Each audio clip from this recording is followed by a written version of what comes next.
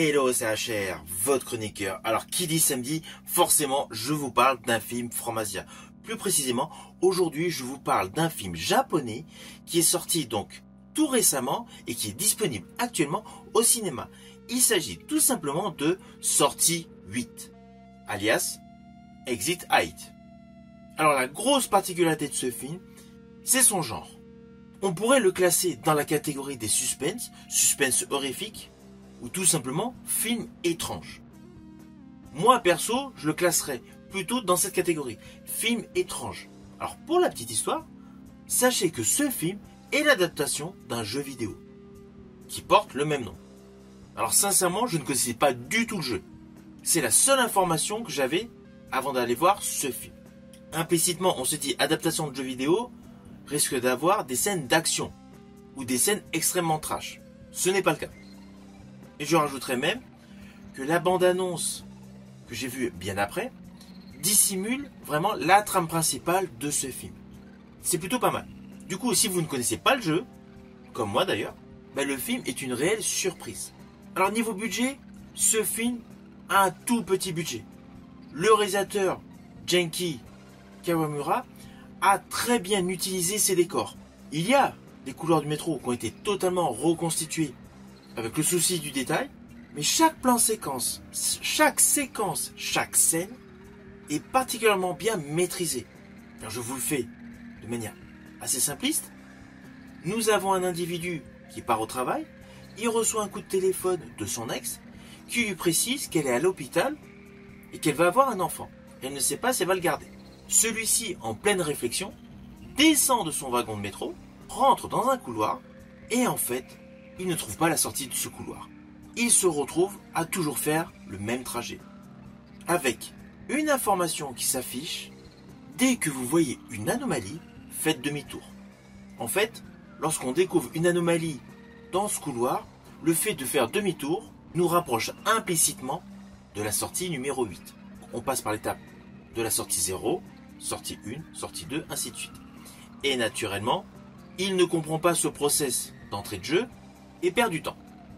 Alors, ne vous inquiétez pas, je n'irai pas plus loin sur les lignes scénaristiques, mais voilà. Le réalisateur a donc ainsi, avec très peu d'acteurs, très peu de personnages, construit un film suspense qui vous tient en haleine. Alors oui, il y a un effet de répétition, un peu comme Edge of Tomorrow avec Tom Cruise. Naturellement, avec beaucoup moins de moyens, beaucoup moins d'effets. Mais cela passe. En fait, on est pris par le tempo qui est certes redondant, mais à chaque fois avec une nouveauté. On découvre ici et là différents personnages. Il y a un homme qui marche, il y a un petit garçon, il y a une jeune femme qui se retrouvent dans la même posture. Ce qui assure une véritable tension psychologique. Et par la même occasion, le personnage principal a la réflexion sur est-ce que j'accepte de devenir papa. Alors c'est une notion qu'il ne faut surtout pas oublier. Parce qu'en fait, ce message qui est redondant, la paternité, est fondamental dans ce film. Une fois que vous l'aurez vu en totalité, vous allez réaliser que s'il n'avait pas eu le message téléphonique au début du film, en fait, il n'y aurait eu aucune histoire dans le film. Tout est lié. Alors c'est très minimaliste.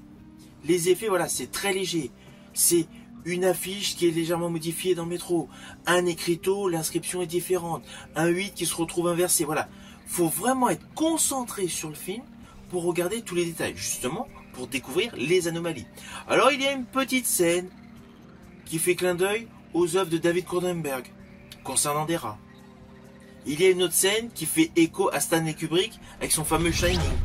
En fait, tout au long de ce film, il y a une culture cinématographique dans le domaine de l'horreur où il y a référence, mais sans basculer dans le remake.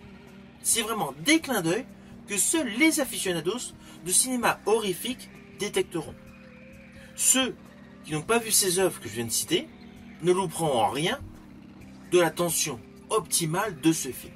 Moi perso, j'ai davantage ressenti ce film comme un thriller psychologique avec de la réflexion.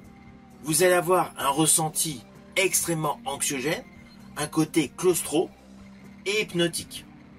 Outre le fait des séquences visuelles stressantes, il y a l'effet sonore. toute la bande son de ce film accroît justement ce côté anxiogène. Ce film est selon moi un véritable ovni dans le paysage cinématographique. Mais il vaut le détour. Alors oui, en ce qui me concerne, ce n'est pas le film où je prendrai plaisir à voir et revoir, ainsi de suite. Comme Le Festin nu, justement, de David Cronenberg, auquel on peut penser, ou Existence, de David Cronenberg, ou Shining, de Kubrick. Là, ce film, on le voit une fois, c'est bon. Mais il est bon.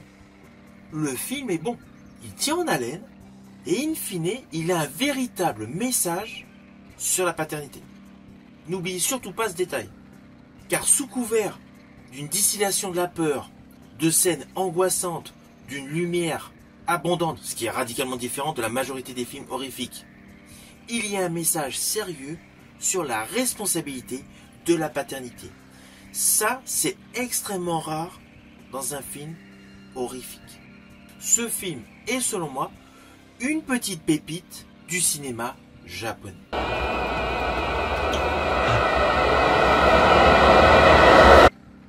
Je veux sortir. Alors au final, naturellement, c'est un film que je vous invite à découvrir au cinéma.